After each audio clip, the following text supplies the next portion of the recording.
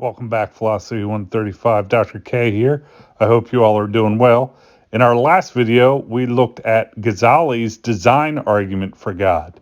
In this video, we're going to look at Augustine's argument for God from truth. Now, Augustine, or Augustine of Hippo, as he's sometimes called, was an early medieval Christian philosopher. And he advances the argument for God from truth in his work On Free Choice of the Will. Now, I want to say at the outset that this is a big argument, and the reading that I gave you for it is rather long. It should run from pages 33 to 59, but I want you to pay special attention to pages 40 and 41 and pages 54 through 59. I want to also say at the outset that I use my whiteboard to discuss the argument, but I'm also going to include a typed out version of the argument on Canvas, and you can use that in conjunction with this video or as a supplement to this video if you need to. Lastly, I want to say that throughout the video you might hear me refer to the eye of the mind, and this might be confusing if you've never heard of this concept. So we're all familiar with the eyes of our body with which we see the visible world. Augustine also thinks we have an eye of the mind with which we see mathematical and moral truths, for example, or eternal and unchangeable truths more generally.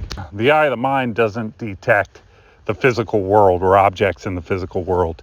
It detects eternal objects and non-physical objects. So that's what's meant by the eye of the mind. All right, that should be enough for background for this video. So let's begin our discussion of Augustine's argument for God from truth. Okay, so as I said, the argument, it's a big argument. There's lots of pieces. He gives what I call the main argument, which I have stated here, and then he also gives arguments for the premises of the main argument. So what we're going to do, the way we're going to proceed, is I'm going to start by going over the main argument and get an idea of how it flows, what its parts are, and then we'll look deeper into the reasoning behind some of the premises in this argument. So let's get going. The main argument. The main argument is formed of the following 6 claims. Premise 1. Premise 1 is really, you could think about it as a theory of God, a definition of God, a statement of the conditions which something has to meet to qualify as God. X is God if and only if A, X is higher than our minds, and B, X is that than which nothing is higher. So for something to count as God, it has to be greater than our minds, and it has to be such that there's nothing greater than it. Premise 2. Truth is A. Truth is higher than our minds. Premise 3. Truth is B. Truth is such that there's nothing higher than it. Therefore, from 1, 2, and 3, God is truth. Premise 5. Truth exists. Therefore, God exists. So this is the main argument for God from truth. Now, I want to talk a little bit about each of the main premises in the argument.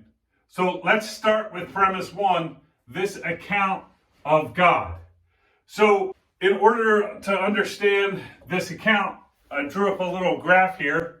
Maybe it'll be of help. So Augustine takes, there's kind of a hierarchy of beings or goods. Some are greater than others. He discusses the scale of being, or the hierarchy of beings, in terms of non-living things being the lowest, for example, a stone, living things without reason being the next on the scale. So for example, an animal, pick whatever animal you want, a dog, a cat, a monkey, a caterpillar. These things are living, but they don't have reason. In other words, they don't have an eye of the mind. And beyond them in greatness will be a living thing with reason, such as a human being.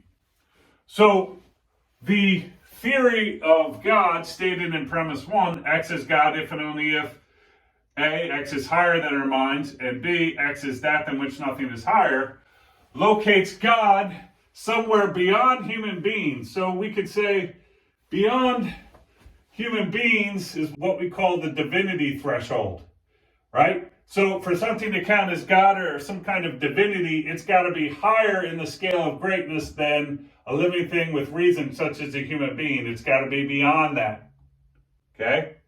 So to figure out what God is, we have to think about what is it that is beyond a human being in the scale of greatness, right? Or a thing with reason and eye of the mind, but yet is also such that there's nothing beyond it. This is kind of like the Goldilocks zone, right? It's got to be higher than a living thing with reason, but it's also got to be such that there's nothing beyond it that exists. If you have a thing and then there's something higher than it, then the first thing can't be God, because obviously God is the highest thing that there is. At least the medievals are all going to start with that assumption, and they'll take that as something you can see with the eye or mind. Something can't be God if there's something higher than it or greater than it. Okay, so having discussed the main argument in its entirety, and having looked at in some detail how to understand what we're looking for, or how to understand the theory of God, what we're going to do now is look at the argument that Augustine makes for premise 2 and the argument that he makes for premise 5. On the supplement, you'll see I discuss a little bit about the reasoning behind premise 3, right? So read your supplement, you can see what I have to say about premise 3. But in this video specifically, first I give you a picture of the main argument at this kind of surface structure, and we've discussed premise 1. Now we're going to go into detail looking at the kind of deeper arguments that he gives for premise 2 and for premise 5. We're actually going to look at the argument he makes for premise 5 first, and then go back to 2.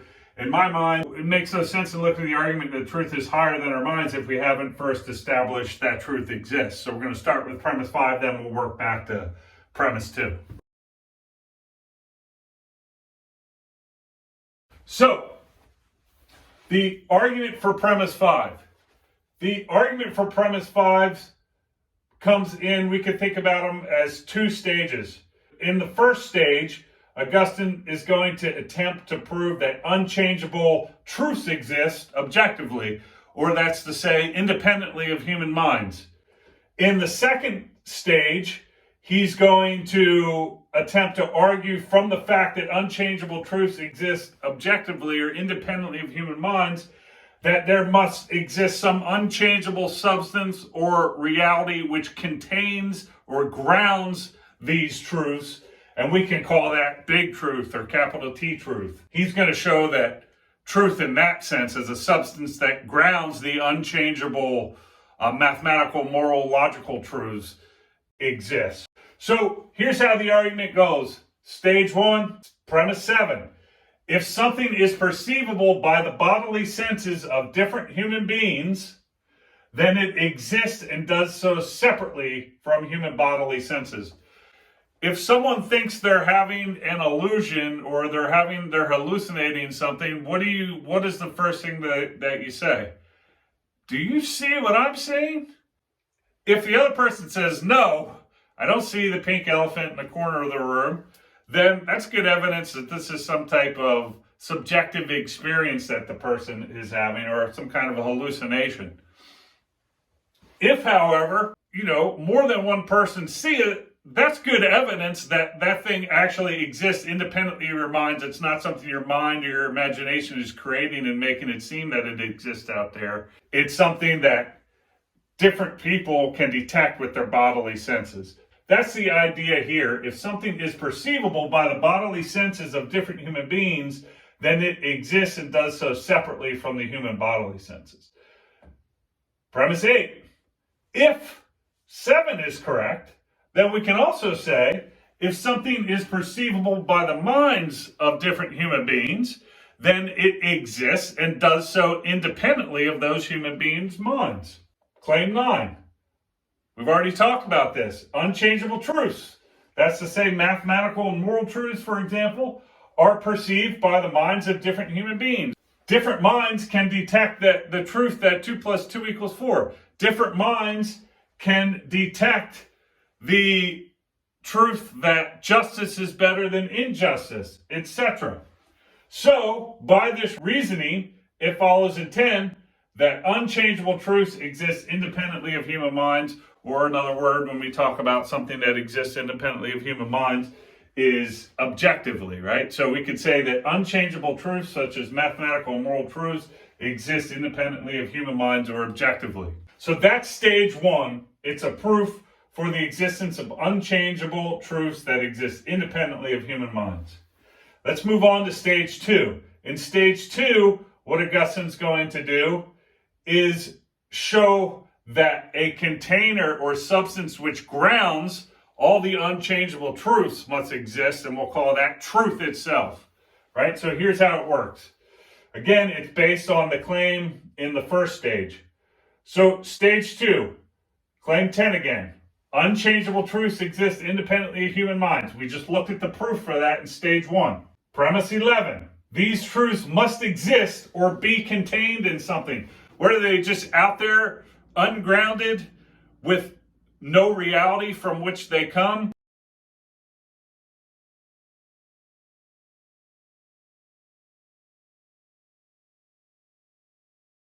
"12. Unchangeable truths could only exist in something unchangeable." This is, I take it, something he takes you to be able to grasp at the eye of your mind. It's not going to be the case that you have these unchangeable, undestroyable, imperishable truths of mathematics and logic, but they exist something in itself that could go away, right? No, if these truths are contained in something or grounded in something, and Augustine thinks they must be, then that thing itself in which they're grounded in must itself be unchangeable.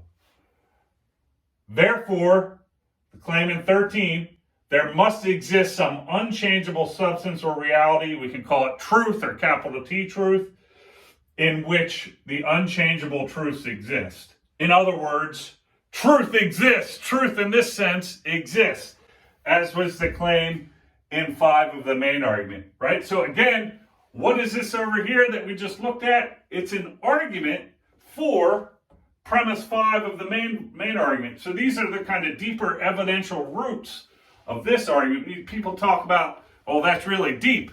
Well, one application of that, this is pretty darn deep in that we have this argumentative structure here, and in particular we have this claim in 5, and then we have a whole other deeper set of reasoning behind why we should accept 5, where that truth exists, which is also represented here in 13. Thus there must exist some unchangeable substance or reality called truth, in which unchangeable truths exist, right? So this is the reasoning for this claim here.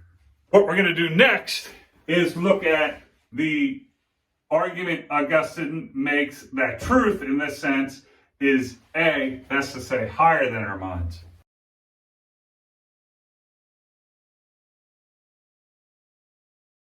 Okay, so we've looked at the main argument for truth. We've looked at the sub-argument for the claim in 5.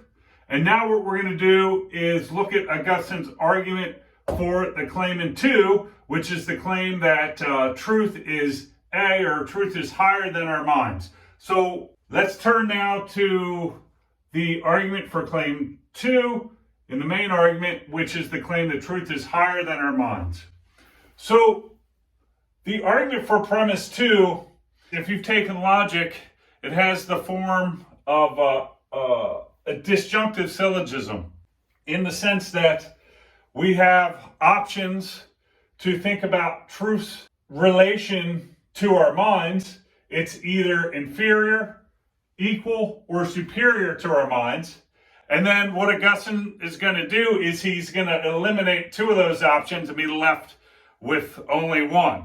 That's the way the argument in a gist works, right? So the main part of the argument goes in 14, truth is either inferior, equal, or superior to our minds. 15, but truth is not inferior to our minds. It's not lower than our minds. 16, it's not equal to our minds. Therefore, 17, by elimination, truth is superior to our minds. Now, the questions I hope you're asking yourself is, well, why think truth is not inferior to our minds? And why think truth is not equal to our minds? What are the bases on which he eliminates the possibilities of inferiority or equality, and then by eliminations lands on truth being superior to our minds? Well, he's got the argument for it. Let's turn to that now. So here's the argument for 15, that truth is not inferior to our minds. This is why he thinks truth is not inferior to our minds. He says in 18, if truth was inferior to our minds, we would be the judges of it, rather than being bound to judge in accord with truth. We, Augustine thinks, do not determine morality, mathematics, logic. Rather, there are these truths out there, and our minds, if they're going to operate correctly, are bound to judge in accordance with those principles. So 18, if truth was inferior to our minds, we would be the judges of it rather than being bound to judge in accord with it. 19, but truth is not judged by us, right? We don't determine what the truth is. We don't say the truth should be something else. The truth is what it is, and we are bound to judge in accord with it. Therefore, the truth is not inferior to our minds. It is something to which our minds are subject to. It is not something that has to be subject to our minds. The truth is what it is, and our minds can get on board with that and be correct, or they can fail to do that and have an incorrect account of the way that things are. So that's the argument for 15 as to why truth is not inferior to our minds. Now let's turn to the argument for 16. Remember, 16 is the claim that truth is not equal to our minds. So what does Augustine say? Well, our minds are changeable. 21, our minds are changeable. 22, if truth was equal to our minds, it would be changeable too. 23, but truth is unchangeable. Remember, we had the argument for that when we looked at the argument for premise 5. Therefore, truth is not equal to our minds. So our minds can change. Sometimes we can see the truth better than the other. But remember, the truth is unchangeable because the truths that it contains are unchangeable. And there's got to be something unchangeable that's the source or ground of the reality of the unchangeable truths. There couldn't be some changeable substance which grounds the reality of unchangeable truths. Therefore, the truth is not equal to our minds. So again, in the main part of the argument, Augustine says it's either inferior to, equal to, or superior to our minds. It's not inferior. We get the argument for that here. It's not equal to our minds. We get the argument for it here. By elimination, we get thus truth is superior to our minds, which is exactly what's expressed in 2 of the main argument. Thus truth is A, where A equals something that's higher than our minds. So what we've just discussed here is the proof for 2 of the main argument. So what we've discussed in this lecture is Augustine's argument for God from truth. As with all the arguments we discuss, I want you to think critically and creatively for yourself about them. So I want you to ask, is the reasoning good? Do the premises that Augustine advances add up to the conclusions that he seeks to draw? Are the premises true? These are the questions where no matter what argument you consider throughout this semester, you should always be asking yourself. Yes, I want you to learn the arguments of these great philosophers, but I also want you to think for yourself about whether the arguments are convincing, and if not, why not, or how the argument could be fixed, or what needs to be added or further explained to make it more convincing.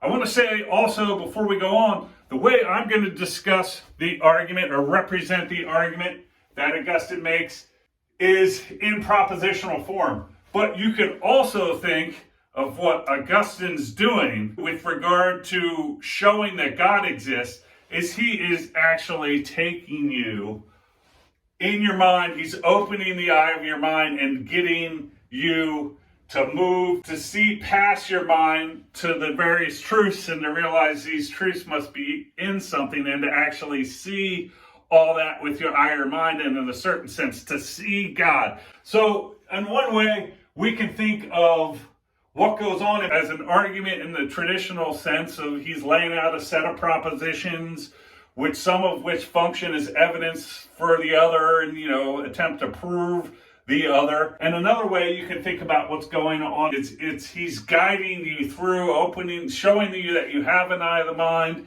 getting you to start seeing with it, and eventually bringing you into seeing in quotes, through intellectual perception, through the eye of your mind, God. Right? So there's different ways one could look at this. Given that I'm not prepared to take you on a guided meditation, I'm going to represent the argument propositionally. I just want you to know and be aware that that's another way you could think about what's going on. We don't have to think about it propositionally as what he's doing is advancing this structure of different claims and evidential relationships. We can think about it as he's essentially showing you that you have an eye of the mind, giving you some facility with looking around with it, till he eventually directs you to look at God itself, and in that way you come to know that God exists. Dr. K out.